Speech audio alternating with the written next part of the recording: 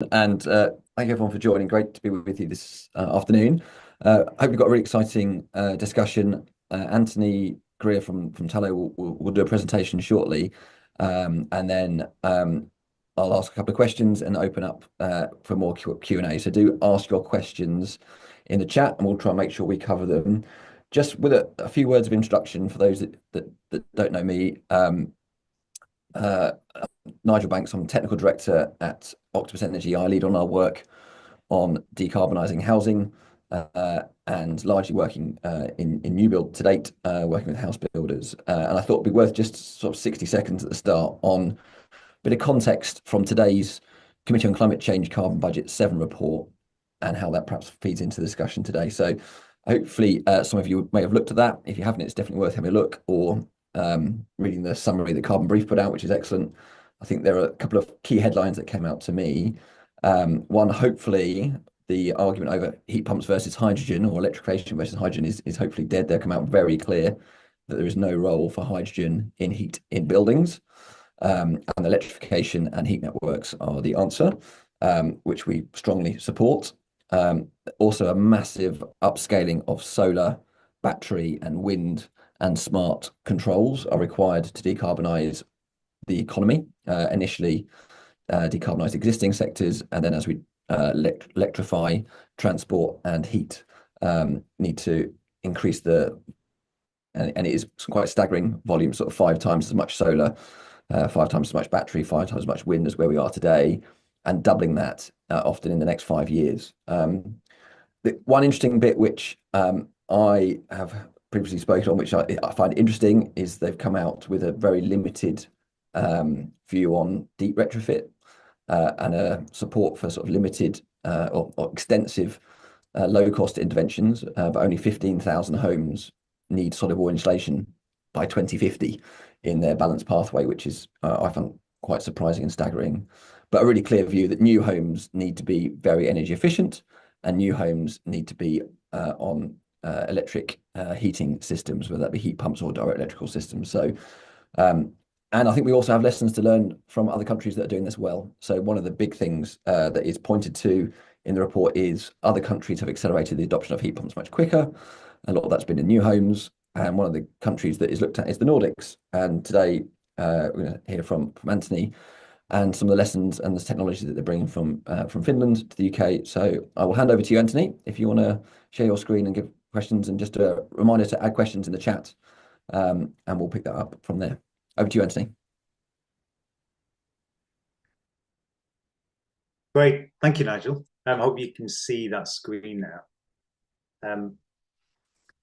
Yeah, so I guess I'll start with so it was minus 29.5 degrees Celsius, and I'd just driven for 2 hours through this forest, and the last pub, the last restaurant, the last shop I saw was 2.5 hours ago.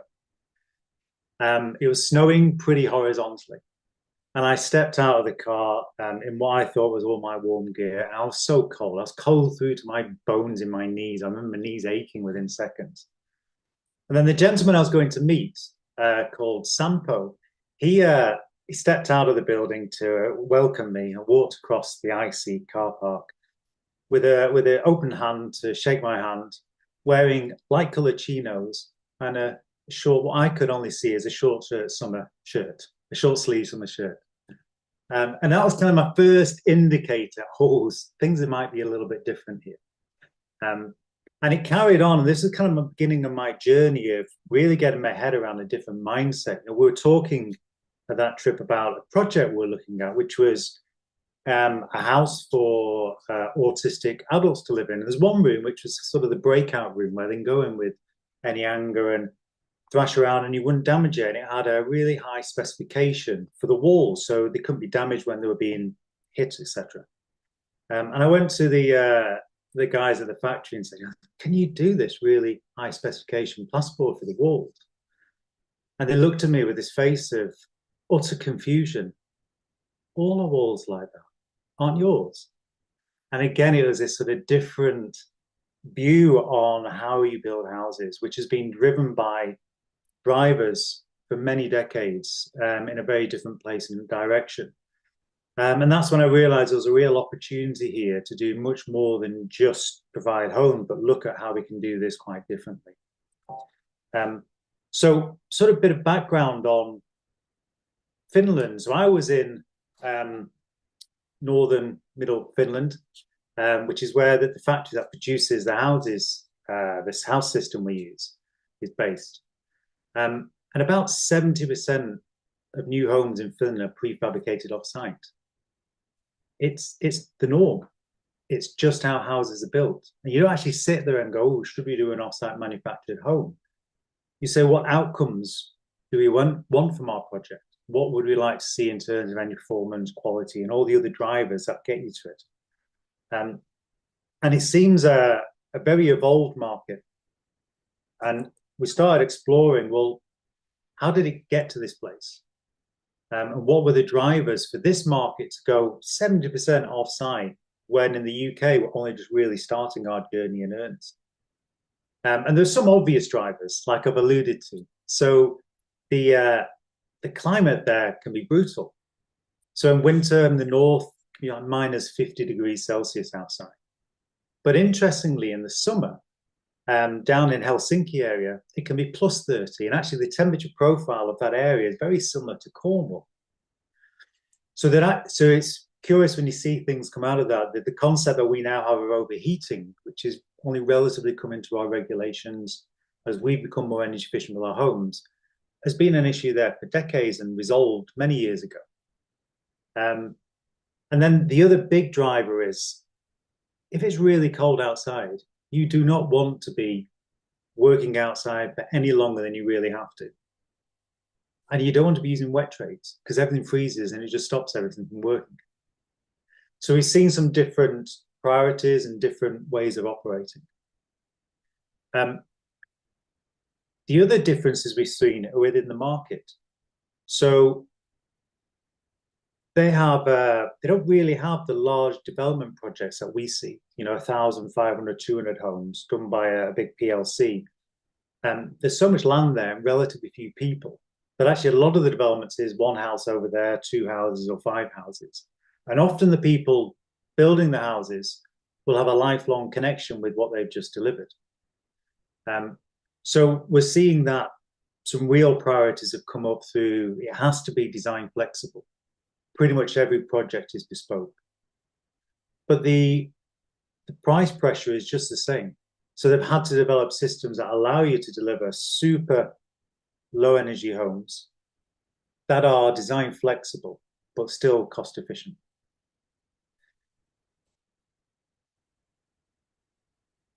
So we contrast that with the UK market. There's a whole series of drivers, and maybe the drivers are slightly different, but actually they bring us to a surprisingly similar place. So, these are well-known challenges, nothing to do with us, just the way the market is, such as skill shortages, risks, cost of material, productivity, are challenges within construction. And then there's an ongoing demand for more homes were required. There's a cost of living crisis. The cost of living is really hard. There's a real issue in many people having to decide whether they should heat their home or whether they can eat due to living in fuel poverty. Rising energy costs. And on top of that, there's a drive to get to net zero. And we've seen actually this brings you to a place where what it works so well in Finland actually has a wonderful place, we think, now in the UK. So TALO is we founded TALO about 6.5 years ago with 2 of my co-founders. There's Leona, who's Finnish, has worked in offsite manufacturing in the Nordics for a long time. Ben, who's Norwegian, and also built his first home 30 years ago in Norway, but also has experience of mega yacht manufacturing and oil and gas. And then my background is as a geophysicist, working globally in oil and gas markets with in the scientific community and also operations. And the 3 of us have brought this system to the UK. And it's a category 2, so closed panel timber frame solution. And it delivers ultra low energy housing. And I think what matters a lot to us, and we think it's a lovely way to work, is everything's driven by our mission. Our mission as a business is to provide an alternative way of providing homes where you just never, the occupants never need to have an energy bill again. And that itself just ensures there can be no fuel poverty in any of these homes. So the homes are super well insulated, exceptional low air tightness, of course with mechanical ventilation, heat recovery throughout.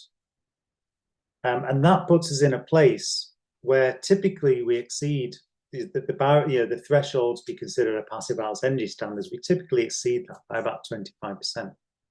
So your energy use to heat the house is so minimal. We find we're in a position where actually to make a house an energy generator, so the house generates more energy than the occupants use, you can be in a position where you just use solar, some battery, and then direct electric heating. And that actually has further benefits outside the superstructure, because you now know how your maintenance of gas is gone, maintenance of air source heat pump is gone, and the only real maintenance you're doing is an annual filter change, which is now de-skilled and cheap and easy to do. But again, under that mission, it's pointless us doing this if our houses are too expensive, because they hold incredible quality throughout. So the windows are timber triple glazed window with aluminium clad on the outside, so they're maintenance free. The doors are gorgeous, they weigh about 100 kilograms, super low energy. And as I mentioned before, I touched upon the up-specking of everything within inside the house. But unless we can make this cost competitive in the UK market, it's kind of an irrelevant hobby, because no one will buy it. We won't achieve our mission of providing an alternative way of removing energy bills. So what is lovely is the system's been evolved over the last 47 years. And it's delivered about 30,000, equivalent of about 30,000 UK homes across the Nordics. And throughout that evolution, it's been industrialized, the process, to reduce costs as well as maintain that quality. So I just want to show a very quick video. What we'll see is the construction to wind and watertight of 6 houses in 10 days. And the team to do this is 2 people and a crane operator.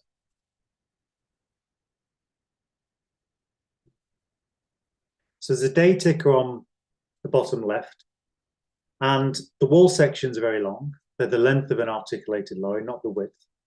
And the windows and doors are installed at the factory. The wall is complete. In this case, it's a timber external fascia. If it's render boards, put the render backing boards on. If it's brick slips, we prepare for brick slips. And the wall's complete all the way through to the internal plasterboard. We're now on day 8, and we're just coming around day 9 and 10. We complete the 6th house. Sorry. So that's 6 houses installed to wind and watertight within 10 days using 2 people. So it's actually a very scalable solution and can actually transform the development program of a larger site. This mission-driven approach, though, affects almost every part of the fabric. The installation is almost a nice visualization of that. But the design process, we will design for optimization of costs as well as fitting the design. But there are choices made in there. And if I go back to that robust plasterboard, that's more expensive. It's then teamed, rather than for the internal light wall, we don't use traditional studs. We use LVL, laminated veneer lumber, which is way more stable, doesn't twist, doesn't move, and you can make your walls thinner because you've got high performing acoustic plasterboard on there. So you now outperform your acoustic performance, you outperform your quality and durability of your wall, and you've now just created more living space in every internal room. So it's more of a holistic view going to an outcome rather than being tendered or specified to an employer's requirement or to the lowest cost. And you see this through the offsite in the manufacturing process. The airtightness levels we get are incredible. Down, we guarantee 0.6 cubic meter square per meter cubed, but we typically deliver to 0.18.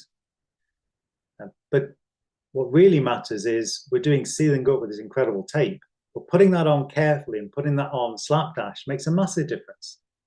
How do we get people to care about that? Well, they buy into the mission of eradicating fuel poverty. They're going to care about that way more and be proud of achieving that far more than making us more money as a business. And then reduce work on site.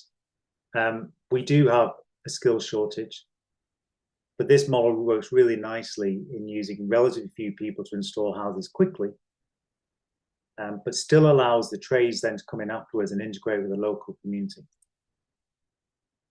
So this is the incredibly cold at the time, but it's nice and sunny here, the production facility in Finland.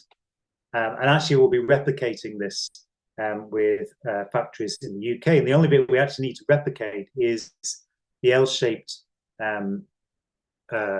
building in the middle. In the north, it's in the top of the picture, it's a sawmill. It's one of Europe's most advanced sawmills.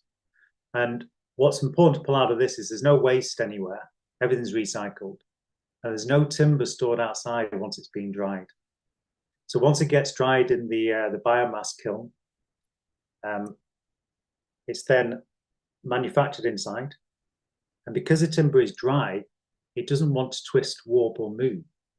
It's really, really hard to buy dry timber in the UK.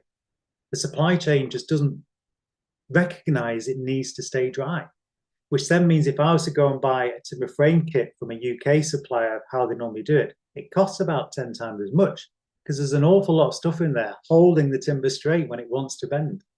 And you have to use OSB on it to fix it straight, where actually we don't. So this dry chain goes all the way through the process of the manufacturer. We then reverse the trucks into the factory. We then load, and it's curtain-covered trucks, so they arrive on site dry. And then when they're installing, like you've just seen, everything is covered and protected from the weather. Then a day and a half later, it's a wind and water time. So you now have superstructure that doesn't want to move. It doesn't settle. It's stable for the life of the building. And that's a great foundation now to take this culture of aiming for excellence and zero snagging into an environment where it won't shift and move. You don't need to go back and repair all the cracks. So I guess our journey is one of learning about this industry, learning how this amazing product fits into the UK. And there's many challenges within this industry we have to address. And it's not just buy my product, it's understanding how it fits in. And I've touched upon a few of these as we've gone along, but being that design flexible, being at cost parity, and exceeding regulations rather than just trying to meet them starts to give us that platform to do so. So we've done about 60 units so far in the UK, and we're very pleased we're scaling now. And these are just some examples of some of the projects we've done or are doing. Top left and top right both have different variations of dormers. They don't exist in Finland. They've got loads of space. So they don't need to live in the attics, and culturally they just filled the roof with insulation. They have a cold roof. So that took some working out, because how do you make a dormer that is equally energy efficient as the rest of the house superstructure and not ruin your energy performance? And we're learning about how various different parameters are important to various different people. This is a quote here from Frankham, recognizing one of the biggest benefits to them was actually project certainty. If we're due to turn up at 7 a.m. on Monday, we'll be there at 7, not 6:59, not 7:01. It'll be 7, and we'll finish exactly on time, and you can book on that. And the business model looks a little different in terms of the factories. So the factories are really quite small. They can deliver about 1,000 homes a year. But this allows us now to go onto a model of regional factories. The first factory will serve the nation, and then we'll start stepping out into regional factories, which puts us closer to our customers. It means local employees delivering homes to the local region. Every factory will have a TALO Academy on it, which will train not only our stuff, but it'll also train the local plumbers and electricians, who then get to customize to work within our superstructures. And their life is way easier in a warm, dry, and millimeter precise superstructure designed for them to come in and do their job effectively. The capital cost, as I mentioned, of the production line of the factory is much lower, make it as a much more sustainable and robust business, which I think is important to give people the confidence and trust that we'll be there to deliver their projects for them. We've had some other reflections, which is really interesting. So gross oversimplification, but on the left, this might be viewed as a traditional contracting model where the client with the architect do a super project plan, and then it requires a principal contractor. So there's a tender for that, and then they require timber frame maybe, and there's a tender for the timber frame. The only influence that timber frame provider can have is to reduce costs, is to cut quality. It's really hard to influence and have innovation and driving for excellence within that structure. In Finland, and also in my previous career in oil and gas and science, it's a much more collaborative way of working, where there's a shared vision for a project. We sit around with the key stakeholders, so the architects, the clients, ourselves, principal contractors, and together everyone brings their best ideas, their best work to achieve this vision. And that is a space where innovation can flourish, where new ideas can be taken on and tested in a safe environment. And that's something what we really enjoy working within and have found it to be really successful. But not everyone typically works like that. So I guess one of our final points is the mission driving everything we're doing to eradicate fuel poverty, fuel bills. We actually need to share with people because it influences all our stakeholders. And it's far more fun to be working with people who say, actually, we aligned with that. We really like that mission as well. And it's exactly what we're about. And then let's work together. For many people, we won't be appropriate because that might not be their priority. And actually working out who's the best parties to work with not only is successful, but it also puts you in a really enjoyable space to deliver projects.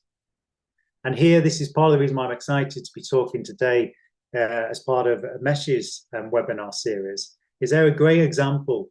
We've been struggling to find parties who could take the degree of energy performance we have within our superstructures, model that correctly, and then get their heads around the energy strategy, which was different as well, and do that cost efficiently, correctly every time. And so many times it was coming out wrong and taking too long, costing a fortune. Mesh are far more digital focused. They were already way down this thinking pathway. We've invested time with each other, and we're now really comfortable that they are accurate and correct results. They deliver quickly and they're cost efficient. And it's a lovely example of two parties sharing a mission and working together to deliver something significantly better than was achieved alone. And this is just a little shout out and reflection on some movements we've seen in the market where nothing to do with us, the 23 social landlords backed by the Welsh government have now had their mission to accelerate delivery of zero carbon homes using specifically category 2 offsite manufactured timber frames. And they've now come out with a pattern book. So I think about 11 house designs. So 11 house signed, agreed on by 23 separate bodies, which sounds just like a recipe for disaster. But Stride Trigan ran this process, I believe. And they reported at the launch a few weeks ago that they didn't have a single argument. And I think it's such an opportunity when you're making choices and decisions on something that's bigger than your own preferences, which is, in this case, their mission to really change the way social landlords provide homes in Wales, has allowed them to get to collaboration and common results. So we're seeing this happen within what might be a more traditional procurement environment, and it's certainly available in other environments of a collaborative way of working, which is fits really well with our model and our mission. So I guess in summary, we're super excited to be about doing this. We're looking forward to expanding and shouting out and saying, this is what we're passionate about. If anyone else shares those passions, get in touch. Fantastic. That's great. Thank you, Anthony, for that. And do add your questions in the chat. I'll kick us off. It'd be useful just I think Brian's asked this question around in terms of just understanding the build up of the system, sort of a techie question. So you said it's tip category 2, as in it's panelized, factory made timber frame. But you just perhaps talk through how thick a typical wall is and what a typical build up is on an external wall. Yeah, for sure. So the build up, let's go from the outside inwards. On the external is whatever face you want. So either timber, which is installed in the factory, or it could painted twice. It could be you want render on the outside, so we'll put the render backing boards on in the factory, and then the local render will be done. Or you might want a brick fascia. So if it's brick slips, prepare for brick slips, and they're locally installed, or brick skin, which will be locally installed. So we're not keen on transporting all the brittle components because you end up with more damaging than good. And then moving in from there's a ventilation gap. And then there's the next layer is if you've got a timber on the outside, it's actually a diffusion open plasterboard that's weather resistant. And that's taped and sealed. And then moving in from that, you go into the stud, which is 175 mil wide. This is a slow grown northern Finnish timber. And that's filled with a Lambda 34 mineral wool. Then in front of that, you have 40 mil of PIR board, and that's a complete envelope around the house. And interestingly, that's actually our vapor barrier and airtightness layer. So every joint in that not only gets tape, but then also gets mechanically fixed with a batten. And it's really nice because we keep the whole structure dry, but even if something did get wet, it's diffusion open outwards, and your membrane is on the inside, which just seems logical. Then there's a service void with then the acoustic plasterboard on the inside. So for first fit electrics, you just drop the wire down the service void, pull it out of the holes that are already cut for the back boxes. And then on the ceilings, we batten and cross batten them. So it's really easy for them to run it in any direction very rapidly. Fantastic. And what sort of U value is that achieving? Because that sounds like it's sort of 0.1-ish, 0.15. Do you know what sort of? Yeah, we have a couple of models, but the ones we need for the UK about 0.14. Okay, fantastic. So, and I think the other key bit which people struggle with bringing new systems to the UK, and we've seen that, and I've been through that, is the accreditation journey. So it'd be interesting, I think, perhaps just to touch on where you've got to with UK accreditations and challenges that's brought. And clearly you built some homes, so must have got warranties, etc. So it'd be useful to get your reflections on that, and I've definitely got some experience of that. But yeah, it'd be interesting to see how you found that. Yeah, so we recognise again you just need to do that. So we've gone down the route of getting system approval. So originally we did it with LABC warranty and Premier guarantee, and we now do it with ICW warranty. So using the top 5 guys. We've also been on a process now with NHBC, which I think we're about 98% of the way through. It's that final peer review stage. So our aim is you just should have all the box ticks. So as you come along, we're not asking you to be that different. We're just saying you can use it through the systems you normally see. And it's lovely as well because on site, because they've been to the factory, because they've reviewed all our quality processes, because there's a complete manual of everything we do. On site, the actual job of the inspector is this building what should be built? And is it stood up straight? That's pretty much it. So it makes the on-site role really quite smooth. And then we also give the inspectors a manual of what we're doing, which really empowers them to understand what's behind the boards, even though they don't need to know. I think communication and empowering people to enjoy and get into what we're doing is really important part of it. And then looking at a couple of questions from Les and Richard have come through around the production process. So you said sort of 6 houses in 10 days on site to get them weather and watertight, and then presumably post that there's a period of weeks to finish off kitchen decoration, bathroom fitting, etc. But in the factory, it looked like a semi-manual factory rather than a fully automated line from the pictures I saw. But interesting to understand that, and also Richard's asking around the thought of using production engineers and the training to do what's required on site, doing it the way perhaps the Finns do it rather than the way that site management on British sites might say, oh, that's the way we do it over here, and addressing that barrier. Yeah, so there's a few questions there. So you saw the size of the houses in that little video. So on that production line, which is manual, there's only really one automated tool, and that's the 5-axis saw.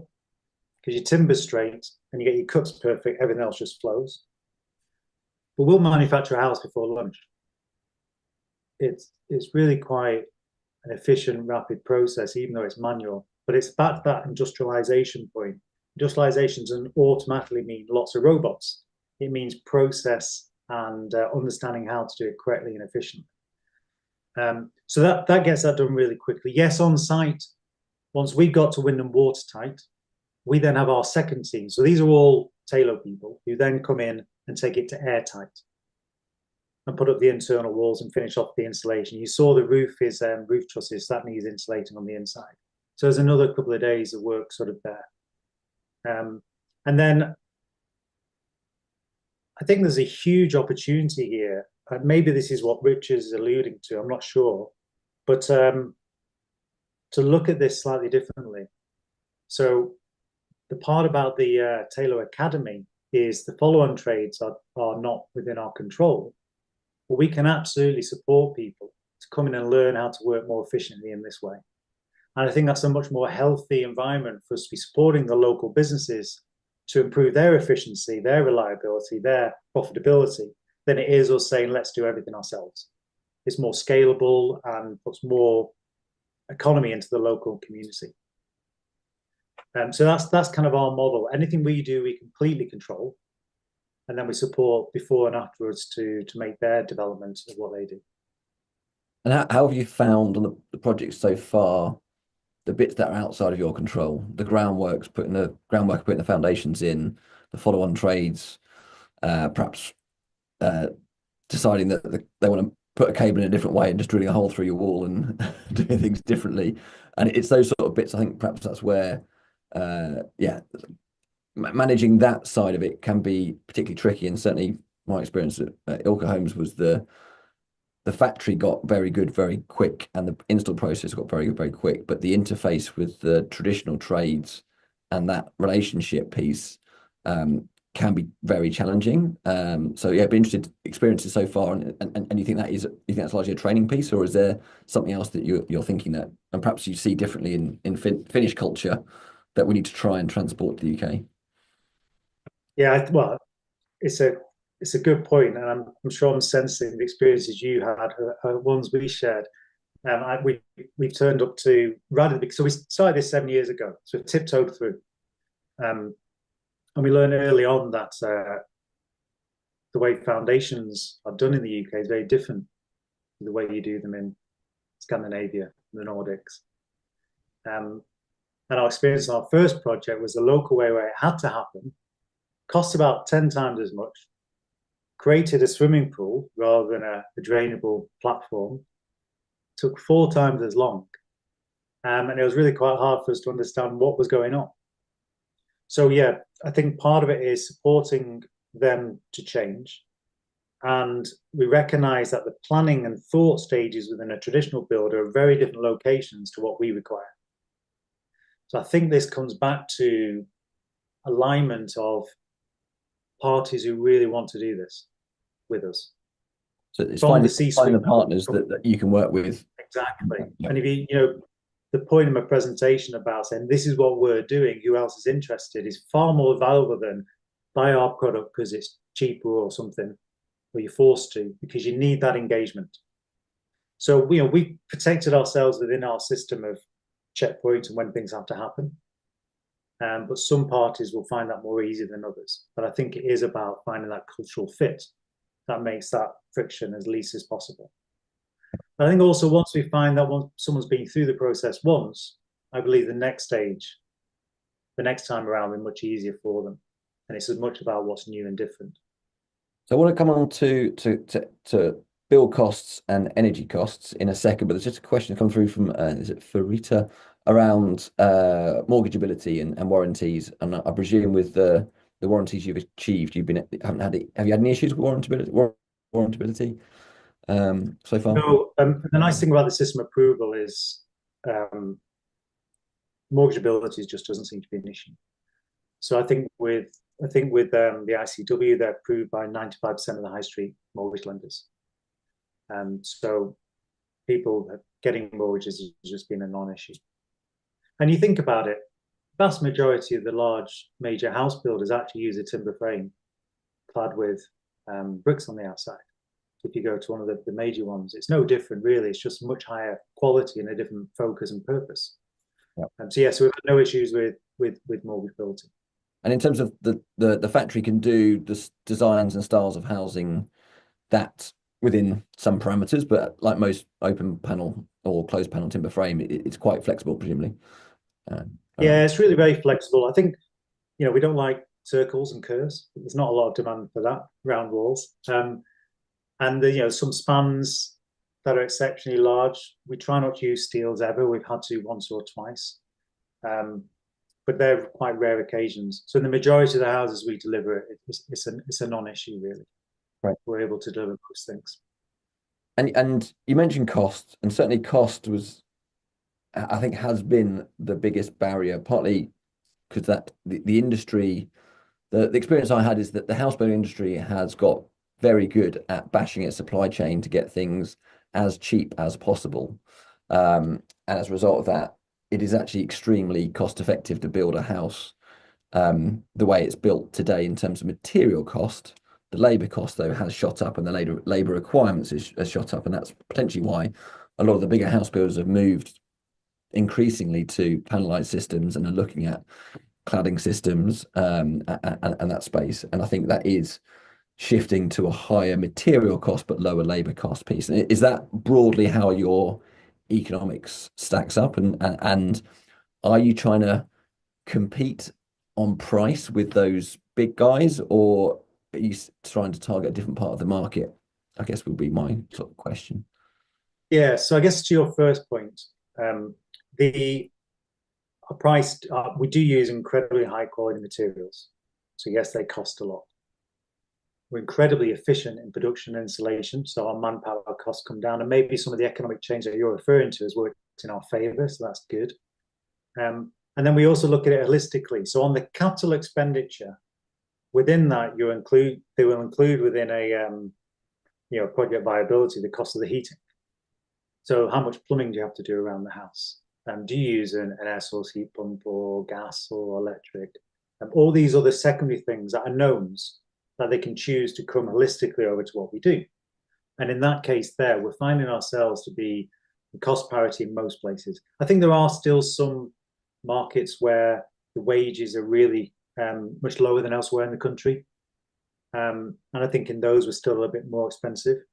But we'll be working to address that over the coming time. But in general, we can be cost competitive with this offering, which gives more the benefit of the triple glazing, of the better plasticals, of the better doors, all that performance, whilst retaining the design.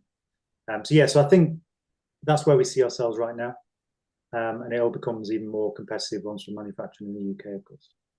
Yeah, excellent. So target market, I guess our passion is to put these houses where they'll have the greatest impact.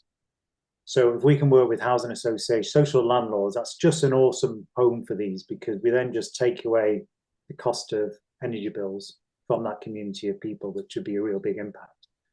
We also see that smaller and medium-sized house builders that fit with us is a great place. We used to, many years ago, SMEs used to build most of the homes, not most, but 30% of the homes. Now it's a tiny fraction. is replaced there with our more supportive offering across not only the superstructure, but the project risk and the M&E and the things that are new and different that we support with, can we help them to excel as well? So I think there are core focuses, and also the private rental sector. If you're now a private rental for purpose building and you're the landlord and you can offer to your tenants zero or minimal energy bills, and your houses are now very robust and set up to survive well as a rental sector, that's a really good value proposition. So another area we're focused on. Yeah, that robustness of the internal plasterboard is something that I'm aware of, and it is probably overlooked quite a bit. I think let's come on to the zero energy bills, or the very low energy bills stuff, and I think just a reflection for me on that. That's obviously now my day job is to try and eradicate fuel bills in all new homes, and hopefully taking that into existing homes. And certainly we are on that same mission, which is great. And I think one of the things that I think so far we've talked a lot about the building fabric and the insulation piece, but I think one of the reflections that I often talk to people about is in an existing typical UK home, heating is about 70% of the kilowatt hours that go into a house, but only about 30% of the energy bill. And therefore halving your heat load only reduces your bill by 15%. So you're not going to get to a zero bill by just doing insulation. And you mentioned solar panels, batteries, and electric heating systems. So I'd be interested to get your take on the importance of those and how that's seen perhaps in Scandinavia. I know Norway in particular has gone electric and electric heat and electric cars faster than anywhere in the world. I'd be interested to just see if that's something you saw in Finland, and if you're the importance you think of those technologies as well as the high performing fabric. Yeah, I think it comes back to that holistic view. Doing something in isolation often doesn't achieve the goal. You need to put it in with its bedfellows to get to the target you're looking for. But yeah, Norway went very early on electric, partly driven by their conditions. They had super, super cheap electric. So why wouldn't you? And their electricity has really increased now, but it's still much cheaper than ours. But that gave them a driver to move into this place by trying different things sooner than us. And then the government really pushed prioritized that through their taxation regime, and hence they moved very quickly. So a lot of our experiences is not only from the operations, but it's the lived experiences of my two fellow co-founders who just live in this environment where it's normal. So yeah, our view is, in the majority of cases, if you have, yes, a super energy efficient fabric that's low U values, airtight, and great side value design, the combination that seems to work really well is we have a concrete slab on the ground floor, and that's heated with electric cables in various zones as you see fit for your underfloor heating. And that gives you a controlled thermal mass. So, you open the door and walk out and come back in again, the heat's not dumping up and down. It's a really nice controlled environment. And likewise, the bathrooms have warm floors. Then you've got your mechanical ventilation with heat recovery, which is of course required just for ventilation, so you don't go moldy and you have good quality air, it's fills and all those good things. But it's also a really good heat distribution process. So it takes out of the warm and wet rooms, so bathrooms, but also kitchens. And then it takes it out and recovers 95% of the energy and puts that back into the rest of the house. So you have input and output and it's all balanced. So in fact, in terms of energy input, you don't need any more than that for heating. In reality, there are, depending on the use case and the needs of the occupants, you might have one where someone wants their bedroom hotter than someone else. So you might just put a cheap little panel in that's allows a boost and gives that feeling of control. And then in terms of regeneration, we're finding the cost of solar panels has come down so much. They're almost getting to cost parity with slates. Then with a battery, you've now got a battery for electric storage, you've got your hot water for electric storage, and your roof covered in solar panels. You're now at the point where you can usually get to where you produce more energy over the year than the occupants will use. And that to me means you're in a place where you're getting to that carbon negative situation, removing energy bills, and you're also in a low capital cost environment, and you're in a low maintenance environment. So an air source heat pump, for example, is a super solution, but I think it only goes part way if you've changed your superstructure this. If you haven't, then you do need it. But you've also got maintenance on that, and you've also got a retirement of that product after 10 years, for example, which then needs amortizing on the cost of it, or however long it lasts. So I think as a package, it works. In isolation, none of the components alone stand up. Yeah. And I think one of the interesting things about the Norwegian market you talked about there is the cost of electricity is a lot lower. And in the UK, electricity costs 4 times that of gas. But it needn't do, and at times of the day, it doesn't cost that much. So I think an interesting fact is the new price cap from April is 7p a kilowatt hour for gas, which once you put it through a boiler, you'll get sort of 8p a kilowatt hour, 9p a kilowatt hour heat for most homes through a combi boiler. Electricity at night on our Intelligent Octopus Go tariff, which gives you 6 hours at 7p. So actually, if you can do that heating and heat up that mass at 7p, it's actually cheaper than a gas boiler doing direct electrical heating. And if there is ability to do heat pumps in and heat up this water cylinder and store that energy in a battery through that nighttime period when typically we've got excess wind on the grid, or you're generating that free from your solar panels on the roof, you can get to an extremely good position. And I think that the bit that we bring to the table as Octopus is the ability to automate that smart control and deliver the smart control of that battery and heat up that hot water cylinder in the most cost-effective way, which isn't always exactly at 11:30 to 5:30 every night. Sometimes it's a still night and it's been a windy day or a windy next morning, and you're better off waiting until 7 in the morning to do that, heat up that cylinder. And that's the intelligent control stuff we do. And I think the other thing which is fascinating, and I think not everyone is fully aware of it, is just how cheap solar panels have got and how cheap batteries are becoming. They're not quite there, but I think I remember installing a 250-watt panel that cost I think £300-400 a panel, and it was silver framed and all the lines across the panels. And now an all black panel that is 450 watts is under £50. That's what I mean. It's almost as cheap to install a solar panel as it is to install a fence panel. And in fact, our first zero builds home in Germany that we've done actually has got a solar fence, because the installer, the builder actually was involved in solar installs, and he was more comfortable fitting a solar fence and found it just as the same price as he would have done fitting a timber fence. So the cost of some of these materials has really changed the economics of some of this, and that really is quite exciting. So I'm just going to say, if anyone else got any more questions, we've got about 10 minutes left before we will draw to a close. We've got a question coming from Tobias around government thinking on changing taxation on gas, electricity, lowering the tax on electric and raising it on gas. So, I started by talking about the Committee on Climate Change, and they have recommended exactly that in their report today. There is a consultation that has closed last year that we're waiting for the government to respond on, which is the review of electricity market arrangements. So the REMA consultation, which the government position was that they were looking to do that, to look at how levies were levied on electricity and gas.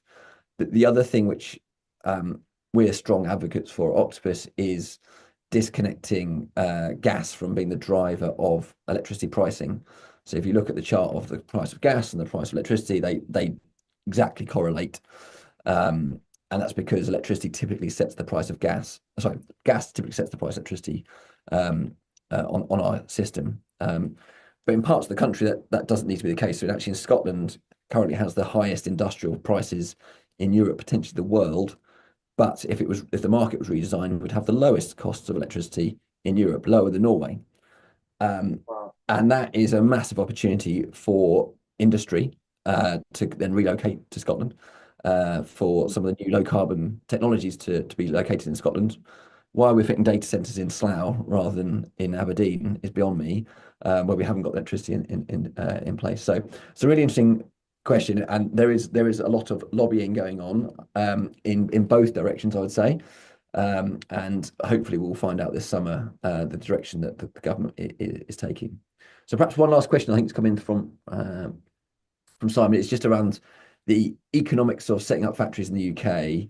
How many homes would you need to make to a year to make a profit from a factory in the UK? And clearly that's probably an interesting question. We got that economics wrong at Ilka to some extent. We went too big with the first factory and had to go into a very land-driven, more risky environment to build 2,000 homes a year to get, or 1,500 homes a year to achieve viability in factory one. So be interested to get your thoughts on the scale of factory you need and how many homes you would need to make profit. Yeah, so a single production line factory is quite small. It's only about 30,000 square foot. And it can deliver 1,000 homes a year.